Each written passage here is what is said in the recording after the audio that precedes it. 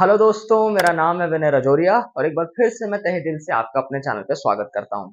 मुझे उम्मीद है आप हमेशा की तरह बढ़िया से रहे होंगे और कुछ इंटरेस्टिंग जिंदगी में कर रहे होंगे या पढ़ रहे होंगे। तो जामिया के 2024 का जो जामिया का एंट्रेंस एग्जाम था एमए इंग्लिश का, उसका सिलसिला तो मुझे खत्म होता हुआ नजर आ रहा है। आप देखेंगे हाल ही में जामिया ने थर्ड लिस्ट भी अपनी रिलीज कर दी है और थर्ड लिस्ट के बाद मुझे नहीं लगता अब और लिस्ट आने वाली है, तो इस साल का तो प्रोसीजर मुझे खत्म होता हुआ नजर आ रहा है। और आप देखेंगे इसके साथ साथ ये भी कि क्लासेस भी ऑलरेडी स्टार्ट हो गई हैं, तो 2024 इज सेटल्ड। अब जिनका हो गया उनको मेरी तरफ से ढेर सारी मुबारकबाद, और जिनका नहीं हो पाया तो वो अपना दिल छोटा ना करे, वो अगले साल की प्रिपरेशन में लग जाइए।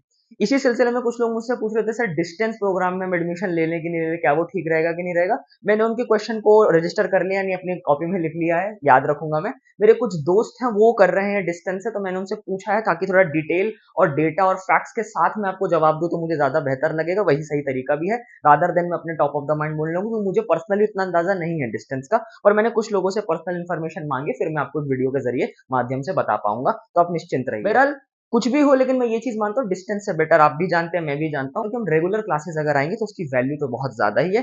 इसीलिए 2025 के सिलसिले की तैयारी हो सके और मैं उसमें कंट्रीब्यूट कर सकूं, आपका बर्डन कम कर सकूं, आपकी सहायता मदद कर सकूं पढ़ने में, इसलिए मैं आज की वीडियो बना रहा हूं जिसके अंदर हम 2021 यानी 2021 का जो क्वेश्चन पेपर था जामिया के एमए इंग्लिश का एंट्रेंस एग्जाम का, वो आज मैं पूरा सॉल्व करूंगा ऑब्जेक्टिव पार्ट। क्योंकि आप जानते हैं प्रिपरेशन में जामिया के हर साल के पेपर में पिछले 5 साल के पेपर्स को आपको सॉल्व करना ही चाहिए, उसका अंदाजा होना चाहिए आपको। आज मैं वही करने की मेरी ख्वाहिश है, तो आप लास्ट तक मेरे साथ बने रहिए, क्योंकि मैं इस पेपर के ना सिर्फ आंसर्स बताऊंगा आपको, यानी हम आंसर्स तो डिस्कस करेंगे, मैं पेपर पैटर्न भी डिस्कस करूंगा, एक्सपेक्टेड क्वेश्चंस भी होंगे, मैं आपको रीडिंग्स भी काफी सारे सजेस्ट करूंगा। तो काफी ज्यादा कॉम्प्रिहेंसिव एक नॉलेजेबल क्लास होने वाली है आज की, तो stay with me till the last. और 2021 का जो पेपर था उसका डिस्कस करने का मेरा रीजन ये, क्योंकि जब 2022 के अंदर मैंने ये एग्जाम दिया था एंट्रेंस एग्जाम का, तो 2021 से काफी सारे क्वेश्चंस रिपीट हो गए थे, इसलिए इस पेपर की बहुत इंपॉर्टेंस बढ़ जाती है, क्योंकि काफी सारे क्वेश्चंस इसके पैटर्न्स पर बनते हैं, तो आपके लिए जरूरी है पेपर सॉल्व करना। दूसरा, इस पर किसी ने ऑलरेडी वीडियो नहीं बनाई हुई, ऑलरेडी कंटेंट नहीं है, तो एक पेपर आपका मेरी तरफ से कंप्लीट हो जाएगा। दो, मैं आपको बता देना चाहता हूँ, इस साल का जो 2024 का पेपर था वो मेरे चैनल पर अवेलेबल है। इनफैक्ट ना सिर्फ वो, बल्कि जामिया के एमए इंग्लिश एंट्रेंस एग्जाम के सिलसिले मैंने कम से कम 20 से ज्यादा वीडियो बना चुका हूं मैं अभी पिछले 6-7 महीनों के अंदर, तो आप जाके वो चेकआउट करिए। आपके कोई भी सवाल हो, मैंने काफी सारे फ्रीक्वेंटली आस्क्ड क्वेश्चंस को उनके आंसर दिए, आपको पूरा मेरे चैनल पर डिटेल्स मिल जाएगी, कंटेंट मिल जाएगा, तो डू रेफर टू दैट। तो आज हम 2021 का ये पेपर सॉल्व करेंगे। अगर आपके पास इस पेपर का एक्सेस नहीं है तो कोई टेंशन नहीं है, आप मेरी अकेडमी वेबसाइट पर जाइए, मैंने डिस्क्रिप्शन में लिंक डाला हुआ है, वहां मैंने अपनी वेबसाइट पे पेपर फ्रीली अपलोड कर रखा है, सॉल्व करके अपने कमेंट्स के साथ आप एक्सेस कर सकते हैं, डाउनलोड करके पढ़िए। उस वेबसाइट को आप वैसे भी फॉलो कर सकते हैं, मैंने उसमें बहुत सारी रीडिंग्स और भी कॉलेजेस के, सेंट्रल यूनिवर्सिटीज के एंट्रेंस एग्जाम्स करके डाला है, आपको काफी सारा कंटेंट मिलेगा, मेरे अपने असाइनमेंट्स भी वहां पर अवेलेबल, तो गो चेक दैट। पेपर पर आने से पहले जल्दी से एक दो अनाउंसमेंट्स कर देना चाहता हूं। देखिए, अगर आप जामिया के एमए इंग्लिश एंट्रेंस एग्जाम के एस्पिरेंट यानी 2025 अगले साल की, या बी ऑनर्स इंग्लिश के 2025 के एस्पिरेंट है, तो मैं अपनी ऑनलाइन पेड मेंटरशिप क्लास ले रहा हूं। ऑलरेडी हमारे बैच 1 और बैच 2 चल रहे हैं, जिसके अंदर मैं पर्सनली स्टूडेंट्स को मेंटर करता हूं, वन ऑन वन क्लासेस के अंदर, ऑनलाइन क्लासेस होती हैं, उसमें पूरा आपको पेपर पैटर्न समझाता हूं, हमारा पूरा शेड्यूल होता है। आप मेरा क्लास शेड्यूल भी चेक कर सकते हैं कि हमारी हर क्लास के अंदर क्या क्या टॉपिक्स कवर किए जाते हैं, रीडिंग लिस्ट होती है, स्पेसिफिक एसेज होते हैं, एसे राइटिंग का क्राफ्ट सिखाया जाता है, स्पेसिफिकली मैं आपको सिखाता हूं कैसे एंट्रेंस एग्जाम क्रैक किया जा सकता है, वन ऑन वन क्लासेस हैं। अगर आप उन क्लासेस को ज्वाइन करना चाहते हैं तो डिस्क्रिप्शन में मेरा क्लास शेड्यूल का लिंक है, गूगल फॉर्म का रजिस्ट्रेशन लिंक है, और उसके अलावा मेरी ईमेल आईडी है, तो अगर आपके डाउट्स या कंसर्न से आप रजिस्टर करना चाहते हैं तो जल्दी से कर लीजिए। क्लासेस ऑलरेडी सेमेस्टर की स्टार्ट हो चुके हैं, तो डू एनरोल सून। इसके अलावा अगर आप मेरी वीडियोस देख रहे हैं तो like my video, subscribe to my channel, share with your other friend जो एस्पिरेंट्स हैं या जो इंग्लिश लिटरेचर में कुछ करना चाहते हैं, जो दीवाने इस फील्ड के साथ जुड़े रहना चाहते हैं, तो do share it with your friends who are connected to this. अगर ये सब हो गया है, let's get ahead and solve the paper of 2021 of Jamia's MA English entrance exam. तो अब सारी बोरिंग पर जरूरी बातें हो गई हैं, अब सीधा आते हैं पेपर पे सॉल्व करने के लिए, जिसके लिए आप और मैं हम दोनों बेताब हैं। तो पहले क्वेश्चन पर आते हैं। पहला क्वेश्चन बहुत इंटरेस्टिंग है। The author of the story the yellow wallpaper, yellow wallpaper short story किसने लिखी है? तो आप देखेंगे ऑप्शंस है केट चॉपिन, हेलेन सी क्वोक, शार्लेट पर्किंस गिलमैन, जो कि राइट आंसर है, एंड ग्लोरिया स्टाइनमैन। ये बहुत इंपॉर्टेंट है। देखिए, अगर आपने कहानी नहीं पढ़ी, आई वुड सजेस्ट आप इस कहानी को जरूर पढ़ें। अगर आप साहित्य के शौकीन है तो do read this story. I mean it's one of the earliest feminist literature from American literature. American literature के अंदर ये कहानी 1890s के दौर में लिखी गई है, और उस समय जब ये लिखी थी शार्लेट पर्किंस गिलमैन, तो हड़कंप मच गया था अमेरिका के अंदर, क्योंकि इस कहानी के अंदर जो प्रोटैगनिस्ट है वो एक औरत है जो एक मेंटल इलनेस से गुजर रही है।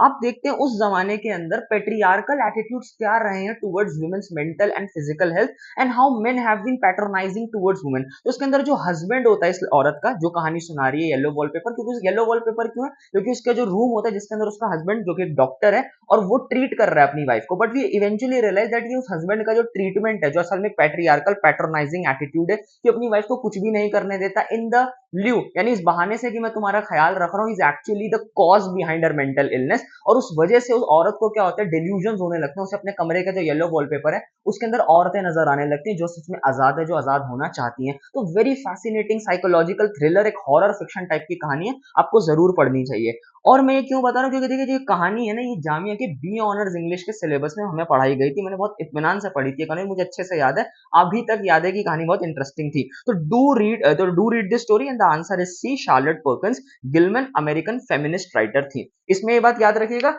जामिया के पेपर के अंदर अमेरिकन लिटरेचर एक बहुत इंपॉर्टेंट एरिया रहता है, अमेरिकन लिटरेचर। तो आप अमेरिकन लिटरेचर के बारे में जरूर पढ़िए क्योंकि उसमें से कम 2 से 3 सवाल हर साल पूछे जाते हैं। इसका रीजन ये भी कि जामिया के एमए इंग्लिश के अंदर भी और बीए इंग्लिश के अंदर भी अमेरिकन लिटरेचर एक स्पेसिफिक पेपर है, तो ध्यान रखिएगा, इसके बारे में थोड़ा पढ़कर जाइए, यानी जनरल एक आइडिया रखिए अमेरिकन लिटरेचर में कौन कौन इंपॉर्टेंट राइटर्स रहे। अब आते हैं सेकंड क्वेश्चन, जो बहुत ही स्टैंडर्ड क्वेश्चन है, जो आई थिंक 2024 में भी पूछा गया था और 23 में तो 22 में तो था ही। क्वेश्चन है, जॉन मिल्टन की पोयम लिसिडस एक क्या है। अब आप देखेंगे क्वेश्चन दो तरह से सवाल पूछ रहा है, एक तो आपसे ये भी पूछ लेगा इससे कि आपको हिस्ट्री ऑफ इंग्लिश लिटरेचर पता है कि नहीं पता, कि आपको मिल्टन की लिसिडस पता है कि नहीं पता, जो काफी मशहूर पोयम है। और दूसरा ये भी चेक कर लेगा कि आपको लिटरेरी टर्म्स पता है कि नहीं, अलग अलग फॉर्म्स ऑफ पोएट्री क्या है। तो लिसिडस असल में क्या है, क्या वो एक सोनेट है, एपिक है, पेस्टोरल एलेजी है, या एक एपिस्टल है। आंसर है पेस्टोरल एलेजी। पेस्टोरल एलेजी भी मैंने बहुत लंबी वीडियोस बना रखी है अपने चैनल पर, when lilacs last in the dooryard bloom, जो वॉल्ट विटमैन की बहुत फेमस एलेजी है। एलिजी का मतलब को पता है, मर्सिया, जो किसी की मौत पर, मैयत पर लिखी जाती है, उनको याद करते हुए, श्रद्धांजलि देते हुए। तो मिल्टन ने लिसिडस किसके लिए लिखी है, आंसर अ पेस्टोरल एलिजी। ये पहले याद रखना है कि Lycidas is a pastoral elegy. Elegy आपको पता है मर्सिया, पेस्टोरल का मतलब होता है नेचर, जब आप अपने दुख को नेचर में रिप्रेजेंट करने लगते हैं। पेस्टोरल का मतलब पैस्चर वर्ड से बना, आप देखेंगे हरियाली, हरा भरा आसपास माहौल है, शेपर्ड्स होते हैं, हरियाली होती है, बारिश है, मौसम है, नेचर है, तो वही है, मिल्टन ने लिसिडस लिखा है। अब देखिए एक चीज बहुत इंपॉर्टेंट है, जब भी आप जामिया के प्रीवियस ईयर क्वेश्चन पेपर्स पढ़ते हैं तो आप जो भी आंसर समझते हैं सिर्फ आंसर्स के लिए मत पढ़िए कि बस ये इसका आंसर है, अब आगे बढ़ते हैं, नहीं। आप अगर ध्यान से पढ़ रहे हैं पेपर को तो याद रखिएगा, अगर आपने मान लीजिए आंसर देखा पेस्टोरल एलिजी, तो उसके बारे में थोड़ा और आप पढ़िए, यानी आप पेपर को रेफरेंस पॉइंट बनाकर get to know more about each question. आप ये सोचिए, अगर पेस्टोरल एलिजी राइट आंसर है पर सोनेट राइट आंसर क्यों नहीं है, एपिक राइट आंसर क्यों नहीं है, एपिस्टल राइट आंसर क्यों नहीं है, क्योंकि आप देखेंगे जामिया की तरीका है कि whenever they make a next year paper, वो पिछले ईयर के पेपर को एज इट इज तो कई बार नहीं पूछते, पर उसी में से कुछ अलग पहलू पूछ सकते हैं, यानी उसी का कुछ घुमा फिरा कर पूछते हैं, या उसी के कंटेक्स्ट में कुछ और फैक्ट पूछ लेंगे, लेकिन रहेगा फैक्ट वही, यानी इसी क्वेश्चन के कंटेक्स्ट में कुछ और पूछेंगे। जैसे मैं आपको मिसाल देता हूं, जैसे अगर पूछा, इस बार पूछ रहे हैं कि जैसे 21 में पूछा मिल्टन की लिसिडस क्या है, तो हमने देखा पेस्टोरल एलिजी है। अगले साल क्वेश्चन हो सकता है कि ये पेस्टोरल एलिजी किसकी मौत पर लिखी है, तो आप देखेंगे एलिजी है तो किसी की मौत पे लिखी होगी, अब मिल्टन अपनी मौत पे तो लिखेगा नहीं, किसी की मौत पर लिख रहा है, तो who was the person for whom Milton wrote pastoral elegy the Lycidas. ऐसे क्वेश्चन घुमाकर उसका दूसरा फैक्ट। तो मेरा कहने का मतलब है, आप जब भी कोई प्रीवियस ईयर क्वेश्चन पेपर पढ़ते हैं, सिर्फ आंसर के तरह से ब्लिंकर्स पहन के गधों की तरह मत पड़ेगी, सिर्फ वही एक राइट आंसर जान ले और कुछ जानेंगे ही नहीं। आप जितना ज्यादा जान सकते हो उस क्वेश्चन के इर्द गिर्द भी जो फैक्ट्स हैं उस पर भी ध्यान रखिएगा, तो आप काफी ज्यादा वेल प्रिपेयर्ड रहेंगे, क्योंकि पैटर्न्स ये दिखाते हैं पिछले 5 साल के कि नेक्स्ट ईयर के अंदर ज्यों का त्यों क्वेश्चन शायद ना आए, कई बार वो भी आ जाता है, पर अगर ना आए तो पिछले साल के क्वेश्चन को ही अलग तरह से पूछ सकते हैं। तो याद रखिएगा, जो पेस्टोरल एलिजी मिल्टन की, वो अपने दोस्त एडवर्ड किंग के लिए उन्होंने लिखी थी। एडवर्ड किंग, जो उनका केम्ब्रिज का फ्रेंड था, केम्ब्रिज यूनिवर्सिटी में पढ़ते थे दोनों यार, कैम्ब्रिज यूनिवर्सिटी का फ्रेंड एडवर्ड किंग, उसके लिए पेस्टोरल एलिजी लिसिडस लिखी है, जो दुनिया में पेस्टोरल एलिजीज की काफी फेमस है। एक मैं आपको बता रहा था, वॉल्ट विटमैन की है, वो जो फेमस एलिजी है, when lilacs last in the dooryard bloom. ये जैसे टेनिसन की इन मेमोरियम है, वो उन्होंने अपने दोस्त अर्थर एच हेलम के लिए लिखी थी। तो ऐसी चीजों को आप थोड़ा याद रखते हुए चलिए, एक ब्रॉडर पर्सपेक्टिव हो आपके दिमाग में। तीसरे क्वेश्चन पर आइए, इनमें से कौन सा पोएट बीट पोएट्री के साथ एसोसिएटेड है। अब बीट पोएट्री एक स्पेसिफिक पोएट्री मूवमेंट था। आंसर रॉबर्ट लोवेल है, या एन सेक्सटन है, टीएस एलियट है, एलन गिन्सबर्ग है। आंसर इसका एलन गिन्सबर्ग है। मैं आपको बताता हूं, देखिए क्वेश्चन को कैसे समझना है। टीएस एलियट हो नहीं सकते। देखिए बीट पोएट्री, अगर आपको टीएस एलियट के बारे में कुछ भी पता है, TS Eliot is the crowning jewel of modern poetry, and beat poetry is certainly not that. Beat poetry काफी 1960s और 50s के दौर का समय है, खासतौर पे अमेरिका में रही, जब सिविल राइट्स मूवमेंट अपनी पीक पर था। तो इसका आंसर है एलन गिन्सबर्ग, जो कि एक पॉलिटिकल एक्टिविस्ट है। उनकी बहुत फेमस पोएम है एलन गिन्सबर्ग की, आपको मैं थर्ड पॉइंट बता रहा हूँ, उनकी बहुत फेमस पोएम है हाउल। ठीक है, तो एलन गिन्सबर्ग किसके साथ एसोसिएटेड है, बीट पोएट्री। 1960s के अंदर काफी एक्टिव रहे अमेरिका में। तो आप देख रहे हैं जैसा मैंने पहले कहा था, अमेरिकन लिटरेचर पर एक येलो वॉलपेपर पे क्वेश्चन आ गया और यहाँ पर भी अमेरिकन लिटरेचर पर फिर एक क्वेश्चन पूछ रहे हैं। तो अमेरिकन लिटरेचर काफी स्पेसिफिक पॉइंट ऑफ व्यू है। एक बड़ी इंटरेस्टिंग बात बताता हूँ एलन गिन्सबर्ग के बारे में। एलन गिन्सबर्ग, अगर आपने नेटफ्लिक्स पर एक सीरीज आई थी ट्रायल, एक फिल्म है सॉरी, ट्रायल ऑफ शिकागो 7, जो कि एक रियल पीरियड पीस है, स्पेसिफिक घटना पर है जो असल में हुई थी। उसमें आप देखेंगे जब वो स्टूडेंट्स प्रोटेस्ट कर रहे होते हैं, उसके अंदर एलन गिन्सबर्ग उनको प्रोटेस्ट को ज्वाइन कर लेते हैं। He is exactly that poet जिन्होंने बहुत पॉलिटिकली नॉन कन्फॉर्मिस्ट और अमेरिका के जो गवर्नमेंट है उसकी जो पॉलिसीज है, खासतौर पे वियतनाम वॉर के अगेंस्ट बहुत पॉलिटिकल पोएट्री लिखी। तो एलन गिन्सबर्ग ही बीट पोएट्री के साथ एसोसिएटेड हैं। चौथा क्वेश्चन आता है, a poem of TS Eliot, a poem TS Eliot did not write. इनमें से कौन सी कविता टीएस एलियट ने नहीं लिखी है? मैं आपको इंपॉर्टेंट चीज बता देना चाहता हूँ। चौथी चीज कि टीएस एलियट बहुत इंपॉर्टेंट है जामिया के एंट्रेंस एग्जाम के लिए। टीएस एलियट पे बहुत सारे क्वेश्चंस आते हैं। तो आपको ये चीज समझा देता हूँ, टीएस एलियट पर आप पढ़े बगैर एंट्रेंस एग्जाम देने मत जाइएगा। टीएस एलियट पे बार बार क्वेश्चंस पूछते हैं। जैसे टीएस एलियट की ना सिर्फ आपको पोएम्स के नाम पता होने चाहिए, तो famous poems, but also his plays. You must remember later in his life actually T.S. Eliot became a playwright, Mother in the Cathedral, The Cocktail Party, काफी फेमस प्लेज है उनके। और तीसरा वेरी इंपॉर्टेंट एसेस, क्योंकि वो बहुत बढ़िया critic भी थे, ट्रेडिशन इंडिविजुअल टैलेंट उनका ऐसे है, हैमलेट एंड हिज प्रॉब्लम्स है, metaphysical poets and all that. तो टीएस एलियट पे काफी क्वेश्चन आते हैं और तीनों चीजें आपको पता होनी चाहिए एलियट के बारे में। इनमें से कौन सी कविता नहीं लिखी है? तो आंसर इसका है अमंग स्कूल चिल्ड्रन, जो कि डब्ल्यू.बी. यीट्स की है। तो याद रखिए मॉडर्न पोएट्री के जो दो इंपॉर्टेंट सबसे ज्यादा पोएट हैं, एक टीएस एलियट है और दूसरे हैं डब्ल्यू.बी. यीट्स। दो आप देखेंगे यीट्स काफी ट्रेडिशनल टाइप के पोएट है, रोमांटिसिज्म से काफी ड्रॉ करते हैं, आयरिश लिटरेरी रिवाइवल के साथ एसोसिएटेड थे। टीएस एलियट ज्यादा एक्सपेरिमेंटल और काफी ज्यादा जॉनर्स को ब्रेक करने वाले इंसान थे। टीएस एलियट के साथ अगेन आप देखेंगे एजरा पाउंड को भी एसोसिएट किया जाता है। तो do read a little bit about Ezra Pound as well. उन्हीं का वो नारा था मेक इट न्यू। इस पे भी कई दफा क्वेश्चन आया है, ये नारा मॉडर्निज्म का किसने दिया था? इनफैक्ट आप देखेंगे टीएस एलियट ने अपनी कविताएं काफी, वेस्टलैंड जो है वो एजरा पाउंड को ही डेडिकेटेड की है। ये भी कई बार पूछते हैं कि टीएस एलियट की सबसे फेमस पोएम वेस्टलैंड जो 1922 में है, सेम ईयर जॉइस अपनी यूलिसिस पब्लिश करते हैं, वो कविता किसको डेडिकेटेड है? तो एजरा पाउंड, जो सिंबलिस्ट पोएट्स के साथ एसोसिएटेड की जाती है। जर्नी ऑफ द मेजाई बहुत फेमस पोएम है टीएस एलियट की, जेरोंटियन भी एक पोएम है, अमंग स्कूल चिल्ड्रन यीट्स की पोएम है। तो answer is C, WB. Yeats की कविता among school children TS Eliot ने नहीं लिखी। पांचवा क्वेश्चन आप देखेंगे उस साल पूछा गया था 2020 का, 2022 का नोबेल प्राइज किसे मिला है? उस समय आंसर लुई ग्लक था। तो आपको ये याद करने की जरूरत नहीं है, क्योंकि देखिए जिस भी साल आप पेपर देते हैं जामिया उसी साल के नोबेल प्राइज के बारे में पूछता है। तो जैसे मान लीजिए आप 2025 के अंदर अगर पेपर देंगे मई जून के महीने में, तो इस साल का जो नोबेल प्राइज होगा, जो आप देखेंगे स्वीडिश अकेडमी अक्टूबर नवंबर में लिस्ट रिलीज करती है, बताती है किसने जीता, तो आप इस साल का याद कर लीजिएगा। But I am telling you Jamia के पेपर के अंदर कम से कम 2 से 3 सवाल लिटरेरी अवार्ड्स पर पूछे जाते हैं। तो नोबेल प्राइज हर साल पूछा जाता है, इस साल पूछा गया था जिसका आंसर जॉन फॉस था। तो अब नेक्स्ट ईयर जो अक्टूबर नवंबर में जिसको मिलेगा उसका याद कर लीजिएगा, वो नेक्स्ट ईयर पूछ लिया जाएगा। तो इसका आंसर तो लुई ग्लक था, बाकी तीनों है नहीं आंसर। मूविंग फर्दर अहेड, तो आंसर छठे का देखते हैं क्वेश्चन क्या है, अहमद अली इसमें से किसके ऑथर? अब यहाँ बहुत इंपॉर्टेंट एक टर्न है पेपर के अंदर, ध्यान दीजिएगा, बहुत इंपॉर्टेंट चीज है जामिया के पेपर के अंदर। और वो क्या है, जामिया का पेपर खास तौर पर देखेंगे हिस्ट्री ऑफ इंग्लिश लिटरेचर तो पूछता ही है, और उसका फोकस इंडियन राइटिंग पर भी होता है। इंडियन राइटिंग, और वो भी दो तरह की, एक तो इन इंग्लिश जो यानी सीधा अंग्रेजी में ही लिखी जाती है, जैसे अमिताभ घोष हो गए, विक्रम सेठ हो गए, जो अंग्रेजी में ही फर्स्ट लैंग्वेज में लिखते हैं, अपनी इंग्लिश के अंदर ही डायरेक्ट लिखते हैं। फिर दूसरा इंडियन राइटिंग इन ट्रांसलेशन, जिसके अंदर भारत का अपना साहित्य, या इंडियन राइटिंग तीसरी चीज क्या हो गई, इन आर वर्नैक्युलर लैंग्वेजेस, जो हमारी अपनी लोकल लैंग्वेजेस है, उसमें से भी क्वेश्चन आता है। जैसे इसी साल क्वेश्चन था अमृता प्रीतम पर, आप देखेंगे अमृता प्रीतम अंग्रेजी में लिखती हो, तो पंजाबी की पोएट थी। तो अब याद रखिएगा इंडियन राइटिंग पे क्वेश्चन स्पेसिफिकली आते हैं, कम से कम 7 से 8 सवाल भारत के राइटर्स पर आएंगे क्वेश्चन आपको जरूरी। तो सिर्फ हिस्ट्री ऑफ इंग्लिश लिटरेचर कर आप चले गए तो बहुत दिक्कत में आ जाएंगे, 7 से 8 नंबर कटेंगे अगर आपको भारतीय साहित्य की समझ नहीं हुई। तो भारतीय साहित्य में भी 3 इलाके हैं, एक जो सीधा अंग्रेजी में ही लिखते हैं, एक जिन्होंने हिंदी में लिखा लेकिन ट्रांसलेट हो गए बाद में, और तीसरा आप देखेंगे जो अपनी ही जबानों में लिखते हैं, यानी हमारे अपने राइटर जैसे हो गए मीराबाई हो गए, कबीर हो गए, प्रीतम हो गए, साहिर हो गए, फैज हो गए, ये वाले राइटर्स की बात मैं कर रहा हूँ। क्वेश्चन है अहमद अली इसमें से किसके ऑथर है? आंसर ट्वाइलाइट इन दिल्ली, जो बहुत फेमस नॉवल है।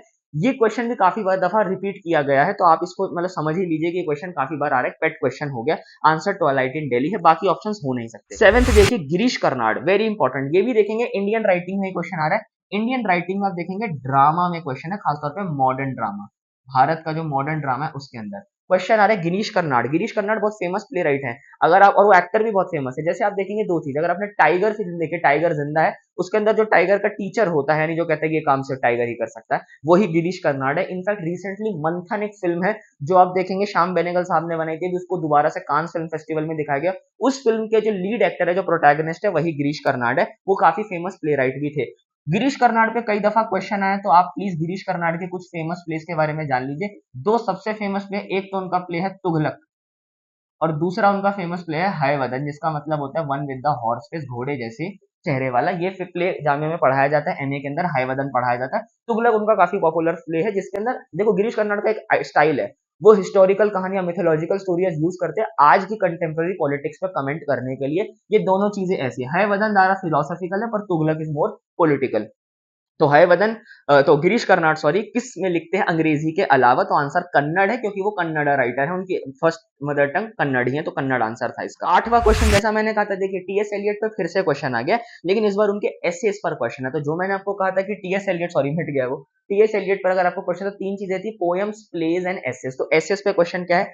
टीएस एलियट ने ये term introduce the following term in his essay Hamlet and his problems, उनका बहुत फेमस एसे जिसके अंदर वो शेक्सपियर के हैमलेट पे कमेंट करते हैं, उसको क्रिटिसाइज करते हैं। हैमलेट एंड हिज प्रॉब्लम्स ऐसे में टीएस एलियट ने कौन सी टर्म दी थी?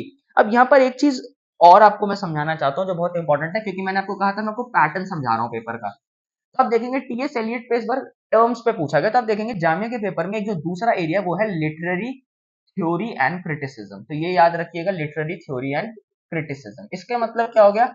Major critics, major writers, major उनके वर्क्स, उनके मेजर टर्मिनोलॉजीज, मेजर कंसेप्ट जो उन्होंने दिए, इसके बारे में भी आपको समझ होनी चाहिए। ये सिर्फ ना सिर्फ आपका एमसीक्यू वाले पार्ट में तो मदद करेगा, पर सबसे ज्यादा इसका यूज आपका होगा जब आप लिटरेरी क्रिटिसिज्म वाला एसे लिखेंगे, जो सब्जेक्टिव वाले पार्ट का आखिरी हिस्सा और सबसे मुश्किल हिस्सा है पेपर का। तो लिटरेरी थ्योरी एंड क्रिटिसिज्म पर स्पेसिफिकली 5 से 6 सवाल आते हैं, जिसमें स्पेसिफिक राइटर्स के बारे में, जैसे भी टीएस एलियट के एसेस पर, कंसेप्ट्स के बारे में पूछा जा रहा है, तो आप इस पर ठीक ठाक ध्यान दीजिए। क्वेश्चन है हैमलेट एंड हिज प्रॉब्लम्स में कौन सा टर्म दिया था, कौन सा कंसेप्ट दिया है? अब मैं आपको देखो समझाता हूँ कितना आसान है क्वेश्चन, अगर आपको आता है, यानी थ्योरी की अंदाजा है। पहले तो देखिए ऑप्शन बी दे रखा है, ट्रेडिशन एंड इंडिविजुअल टैलेंट। ये तो हो ही नहीं सकता, क्यों? ये अपने आप में एक ऐसे है टीएस एलियट का, जो बहुत इंपॉर्टेंट ऐसे है, तो इसको तो हम हटा ही देते हैं। फिर आप देखेंगे एक है नेगेटिव कैपेबिलिटी, ऑप्शन दे रखा है सी, ये भी नहीं हो सकता, इंपॉर्टेंट है, याद रखिएगा, इसीलिए मैं कह रहा हूं जो बाकी गलत ऑप्शन है उनको आपको इग्नोर नहीं करना, उनको भी पढ़ना है आपको, ताकि आपके पास कंटेंट ज्यादा हो सके, क्योंकि मसला ये है कि अगले साल वही पूछा जा सकता है। जो सी ऑप्शन है इस पेपर के अंदर, जो सी ऑप्शन है नेगेटिव कैपेबिलिटी वाला, वो नहीं हो सकता, क्यों? क्योंकि ये कीट्स का कंसेप्ट है। कीट्स वही poet of beauty, romantic poet. Keats का नेगेटिव कैपेबिलिटी आइडिया वो इनका आइडिया नहीं है, ये बात क्लियर रखना। अब बचे दो, तो ये तो एसोसिएटेड ही नहीं है कि एलियट के साथ, तो इसको हम हटा सकते हैं। वेरी इंपॉर्टेंट है, कीट्स अपने भाइयों को जब खत लिखे थे, कीट्स ने बहुत सारे आइडियाज दिए, नेगेटिव कैपेबिलिटी उनमें से एक आइडिया। अब बचे दो, objective correlative and dissociation of sensibility, ये दोनों ही कंसेप्ट एलियट के हैं। डिसोसिएशन ऑफ सेंसिबिलिटी जो आइडिया एलियट ने दिया है, वो अपने ऐसे कौन से में दिया? Metaphysical poets. तो मैं आपको यहां लिख देता हूं, ये जो आइडिया है डिसोसिएशन ऑफ सेंसिबिलिटी वाला, ये जो आइडिया है एलियट का, ये कौन से ऐसे में है? Metaphysical poets. और ये भी जामिया में पढ़ाया जाता है बीए में। अगर आपने ऐसे नहीं पढ़ा तो प्लीज पढ़ लीजिए, वही मेटाफिजिकल पोएट डन मार्वल। और आप देखेंगे डन मार्वल जो पोएट्स थे, वो अपने समय पे जो डन मार्वल पोएट्स थे, वो देखेंगे over the time English literature में उनकी वैल्यू खत्म हो गई थी, but it is because of this essay by Eliot कि उनमें इंटरेस्ट फिर से जगा। Eliot was the first person who Eliot was the person जिन्होंने कहा कि हम उन पोएट्स को समझ नहीं पा रहे, दे वर मोर एक्सपेरिमेंटल, मोर इंटेलेक्चुअल। ऐसी पोएट्री आज के टाइम पर, कंटेम्प्रेरी टाइम्स में बहुत इंपॉर्टेंट है, बहुत सिग्निफिकेंट होने वाली है। तो यही जो ऐसे था मेटाफिजिकल पोएट, जिसका अंदर Eliot is arguing that we should value what was the value of the metaphysical force, जो हम समझ नहीं पाए, और ओवर द टाइम हमने उनको इतिहास की रेत में दबा दिया, दफन कर दिया।